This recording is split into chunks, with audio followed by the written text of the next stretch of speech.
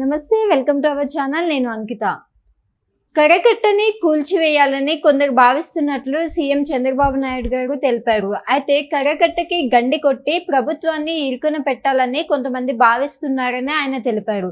So ఇదే అంశంపై మాట్లాడడానికి నాతో పాటు సీనియర్ అనలిస్ట్ జయదేవ్ సార్ ఉన్నారు. ఆయనతో మాట్లాడదాం. Hi sir. హలో సార్, ఇప్పుడు చూస్తే కరకట్టని కూల్చివేయాలని కొంతమంది భావిస్తున్నారనేసి సీఎం చంద్రబాబు నాయుడు అన్నారు. దాన్ని కూల్చివేసి ప్రభుత్వాన్ని ఇరుకుని పెట్టాలని కొంతమంది చూస్తున్నారనేసి ఆయన అన్నారు. సో అసలు ఎంతవరకు నిజం? ఈ కరకట్టని ఎందుకు కూల్చివేయాలనుకుంటున్నారు? రిటైనింగ్ వాల్ ఉందమ్మా. రిటైనింగ్ వాల్ టీడీపీ హయాంలో దాని ప్రాజెక్టు స్టార్ట్ చేశారు. వాళ్ళు ఒక 50-60% గోడ కట్టి వదిలేశారు ఆ వాల్. ఓకే. తర్వాత రిమైనింగ్ ఒక 30% ఎంతో వైసీపీ వాళ్ళు పూర్తి చేశారు. అది కూడా ఇంకా పెండింగ్ పనులు ఉంచేశారు. వాటిలో ఒక 5-10% ఉంటుంది. సో ఇప్పుడు దాన్ని ఎట్లా చెప్తున్నారు? జగనన్న ఇది కదా జగనన్న ముందు చూపంటే అనుకొని ఏదో చెప్తున్నారు. సరే, అంటే మరి చంద్రబాబు స్టార్ట్ చేసిన ప్రాజెక్ట్ ఆ గోడ కట్టకూడదు కదా, మీరు వదిలేయాల్సింది కదా, ఎందుకు కట్టారు? పోలవరం కూడా అట్లాగే చేశారు కదా. 70% అయిపోయిన పోలవరాన్ని ఒక 5% లెక్కల్లో చూపించి మిగతా ఆ నిధులు కూడా ఎటువైపు దారి మళ్లించారో తెలుసు. మన రీసెంట్గా కొన్ని ఫైల్స్ కూడా దగ్ధం చేసేశారు పోలవరం. అది వేరే స్టోరీ. అయితే ఇప్పుడు ఈ బుడమేరు వాగు ఏదైతే పొంగిందో అది అటు ఇబ్రహీంపట్నము అలాగే సింగనగరం మీదుగా హనుమాన్ జంక్షన్ కొల్లేడు వరకు వెళ్ళాల్సిన ఆ వాగుని అసలు చంద్రబాబు నాయుడు గారు కృష్ణానదికి యువతల, ప్రకాశం బ్యారేజ్కి యువతల మంగళగిరి వైపు ఉండవల్లి దగ్గర, మంగళగిరికి వెళ్ళే రోడ్లు ఉండవల్లి దగ్గర కొట్టుకుని ఇల్లుని బుడమేరు వాగు ఈయన తెలివితేటలతో అటు దారి మళ్లించేలా చేశారు అన్నట్టుగా స్టేట్మెంట్ ఇచ్చారు ఆయన. ఆశ్చర్యంగా అనిపిస్తుంది. ఆయన ఎందుకు అట్లా వాగుని అలా తిప్పేసి పంపిస్తాడు? ఆయన ఇటు వచ్చే వాగు అటు వెళ్ళిపోద్దా?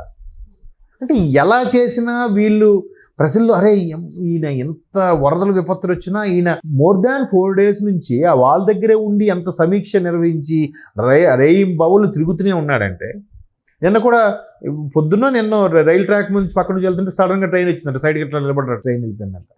ఆ ఏజ్లో ఆయనకు అవసరమా? ఏదో పైనుంచి ఆర్డర్స్ పాస్ చేసి వచ్చు కదా. ఇప్పుడు ఈయన కూడా తాడేపల్లి ప్యాలెస్లో కూర్చొని అన్నిటికీ అది అందరూ అది సెక్రటేరియట్ ఆఫీస్ ఏమో అనుకునేవారు కాదు. తాడేపల్లి ప్యాలెస్లో ఒక ఇల్లు, అది ఒక రూమ్, అది ఒక ఛాంబర్ అంటది. అక్కడికి అందరూ అధికారులు వచ్చేవారు, మాట్లాడేవారు, పంపించేవాడు ఆయన. దాని నుంచి బయటకు వచ్చేవాడు కాదంట. సో ఈయన కూడా అలా చేయొచ్చు కదా ఈ ఏజ్లో. ఆయనంటే 50+50-51 సంవత్సరాలు, ఈయన 74 సంవత్సరాలు. ఈయన చేసినా ఎవడేం వండవు. బట్ ఈయన ప్రతిదీ గ్రౌండ్ లెవెల్కి వెళ్ళిపోతున్నాడుగా. అరే ఈయనకేంటి ఎంత మార్కులు వచ్చేస్తుందంటే ఏదో ఒకటి చేయాలిగా. సో ఏదైతే ఈ కృష్ణానది నుంచి నదీ పరివాహక ప్రాంతం అంతా కరకట్టలాగా మట్టి గోడల్లాగా అడ్డుతూ ఆపుతూ ఉంటాయో అవి కూల్చామనుకోండి, వరద మళ్ళీ ఊర్లోకి వచ్చేస్తుంది కదా. ఎవడు చేస్తాడో తెలీదు.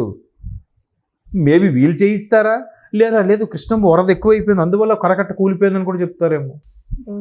అలా చెప్పొచ్చు కదా. ఎందుకంటే బుడమేరు వాగు ఇటువైపు రాకుండా చంద్రబాబు నాయుడు గారు అటు వెళ్ళిపోయేలా చేశారనో, లేదంటే ఈ వరదలు కావాలని సృష్టించారని విమర్శించే వాళ్ళకి ఇట్లా చేయడం ఎంతసేపు చెప్పండి. ఆ కరకట్ట గోడ తీస్తే ఒక గ్రామం మునిగిపోద్దిగా. అటువైపు ఉన్న కొన్ని పదుల సంఖ్యలో ఉన్న గ్రామాలు, ముంపు గ్రామాలన్నీ మునిగిపోయే అవకాశం ఉంది కదా. సో అట్లా కూల్చుకున్నప్పుడు ఈ కరకట్ట మొత్తం కూడా భారీ బందోబస్తుగా ముందుగానే ఏర్పాటు చేసి పెట్టారట. మేబీ కొన్ని దగ్గరలో డ్రోన్ కెమెరాలు కూడా వాడుతున్నారనే ఇన్ఫర్మేషన్ ఉంది. Maybe all security. ఎందుకంటే ఎవడైనా కోల్చడానికి వచ్చిన ఆ కరకట్ట అంటే గట్టు లాంటిదమ్మా, పెద్ద గట్టు లాంటిది. సో దాన్ని కూల్చారనుకోండి, దానివైపు అయితే ఒకప్పుడు టెక్నాలజీ ప్రకారము అది మనం సహజసిద్ధంగా ఏర్పడిన గట్టులాగా అనిపిస్తుంది. బట్ అప్పటి పరిపాలన రాజుల వ్యవస్థలో కానీ తర్వాత వచ్చిన ప్రభుత్వాలు కానీ మట్టి దెబ్బల్లా పోసారు. ఇప్పుడు చూడండి, ఎక్కడైనా చెరువు నిండిపోయి ఊర్లో ప్రమాదం పుంజుకొస్తుందంటే ఆ చిన్న కన్నమైన ఆయన దగ్గర ఇసుక బస్తాలు, సిమెంట్ బస్తాల్లో వేసి పేర్చుతారు. కట్ట తెగిపోకుండా చెరువులో నీరంతా గ్రామాన్ని ముంచేయకుండా ఉండడం కోసం అట్లా చేస్తారు. సో ఈ కరకట్ట విధానం కూడా ఇంచుమించు అలాంటిది. ఎక్కడైతే వీక్గా ఉంటే అలాంటి దగ్గర కొన్ని సిమెంట్ అంకెల్లో ఇసుక వేర్చి దాంట్లో అక్కడ గట్టులా పెడతా ఉంటారు. సో అటువంటివి తీసేసామనుకోండి ఏమవుద్ది, చిన్న దార వచ్చి అది ఒకేసారి ఫ్లో మొత్తాన్ని కొట్టుకెళ్ళిపోయేలా వస్తుంది. మొన్న వరదల్లో కూడా మనం చూడొచ్చు మహబూబ్నగర్ దగ్గర అది చక్కగా రోడ్డు ఉంది, అలా చూస్తుండగానే ఫోర్స్గా అలా మొత్తం రోడ్డు అంతా కట్ అయిపోయింది.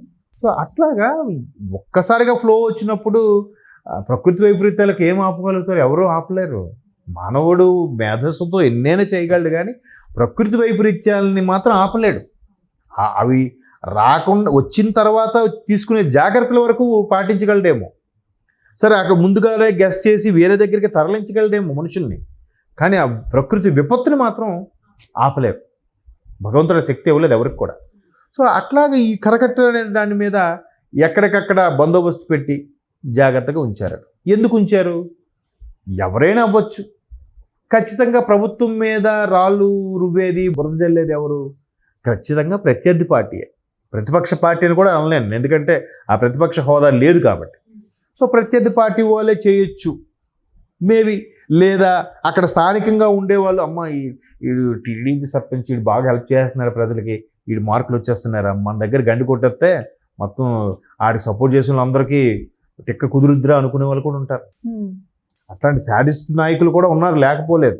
సో అట్లాంటివి ఏం జరగకుండానే చంద్రబాబు నాయుడు గారు ముందుగానే దీనికి సెక్యూరిటీ పెట్టడం జరిగింది. మరోవైపు నిన్న చంద్రబాబు నాయుడు గారు ఇచ్చిన స్టేట్మెంట్ చూస్తే, ఒకవైపు వరద బాధితులు వాళ్ళు తిండి లేక అలమటించిపోయి కట్టుబట్టలతో బురద బట్టలతో నడిరేడు మీద ఉంటే ఇక్కడ రాజకీయాలు చేస్తున్నారు. అమరావతి మునిగిపోయింది, అమరావతి మొత్తం ముంపు ప్రాంతమే, రేపు పొద్దున రాజధాని కట్టినా మళ్ళీ ఇలాంటి జరిగితే ఎంత ప్రమాదం అవుతుంది, ఇలాంటి దగ్గర అందుకే మేము రాజధాని వద్దన్నాము, ఇట్లా టాపిక్లు లేవనెత్తున్నారు. ఆయన అదే క్లియర్గా చెప్పాడు, ఇదంతా అమరావతిని డెవలప్ ఆపడానికే ఈ పుట్టిస్తున్న మాటలు ఇవన్నీ, అటువంటి వాళ్ళని ఊరు బహిష్కరణ చేయాలని కూడా చంద్రబాబు నాయుడు గారు స్టేట్మెంట్ ఇచ్చారు. సో ఎట్లా ఉంటుందంటమ్మా, ఏదో సామెత ఉంది ఏంటంటే, ఇల్లు కాలిపోతుంటే పేలాలు ఏరుకున్నాడంటే ఎవడో ఒకడు వచ్చి, ఒకడే ఇల్లు కాలిపోయి ఏడుస్తుంటే ఒకడు వచ్చి పేలాలు ఏరుకున్నాడంట. మరి ఏం చెప్తాం అటువంటి వింత ప్రపంచంలో? అని ఇంత కష్టపడి చేస్తుంటే దాన్ని వీళ్ళు గ్రౌండ్ లెవెల్లోకి వెళ్ళి సపోర్ట్ చేయకుండా, ఇప్పుడు అదే టైం చూసి ఆదరణ చూసి వైసీపీ వాళ్ళు కూడా జగన్మోహన్ రెడ్డి గారు టీషర్ట్లు వేసుకుని వెళ్ళి వాళ్ళకి వీళ్ళకి సాయపడుతూ, టీడీపీ వాళ్ళతోనో జనసేన వాళ్ళతో కలిసిపోయి మేము కూడా ఉన్నామనంటే, అరే వైసీపీ వాళ్ళు ప్రభుత్వం లేకపోయినా ఎలా చేస్తున్నారని ఇది ఉంటుందిగా. నన్ను పవన్ కళ్యాణ్ గారు అదే అన్నారు కదా, బాబు మీరు విమర్శలు ఆపండి, విమర్శలు ఆపి గ్రౌండ్ లెవెల్లోకి రండి, మీరు సాయం చేయండి, మీకు చేతనైన సాయం చేయండి. అది డబ్బు రూపంలోనే కాదు, సాయం రూపంలోనే చేయొచ్చు.